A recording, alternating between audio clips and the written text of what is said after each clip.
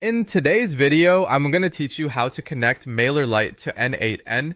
We'll start inside Mailerlite by creating an API token because that's what allows N8n to connect securely to your account. First, log into Mailerlite, then go to the integrations area. From there, find the Mailerlite API option and click Use. Next, choose Generate New Token. You'll be asked to enter a name for the token, and you can use something simple like N8n so it's easy to recognize later. After that, click Create Token, then copy the API token and store it somewhere secure. This is important since you'll need it in just a moment inside N8n. Once that's done, switch over to N8n and log into your account. Create a new workflow, then click the Add Node button, search for Mailerlite, and select the Mailerlite node from the results. This is the node that will let N8n send data to your Mailerlite account. Inside the Mailerlite node, open the credential field and choose Create New Credential. Paste in the API token you copied from Mailerlite, then give the credential a clear name so you can identify it later. Save it, and N8n will test the credentials and establish the connection automatically. If everything is entered correctly, the connection should be ready to use right away. Now you can choose what you want this node to do. Select the Mailerlite resource you want to work with, then choose an operation. For example, you can create a subscriber,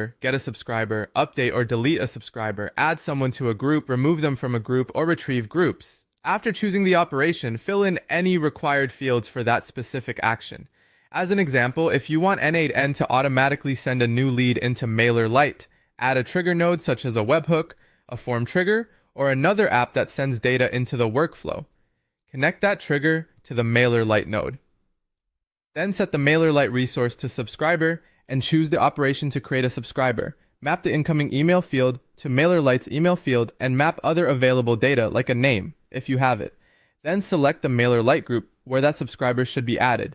To test everything, click Execute Step or run the workflow manually. Send test data through your trigger, then check the Mailerlite node output in N8n to confirm it processed correctly. After that, open Mailerlite, go to Subscribers, check the selected group, and confirm that the test subscriber was added successfully.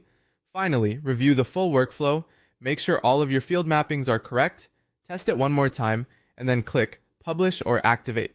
From that point on, N8n will automatically send the right data to Mailerlite whenever your trigger runs.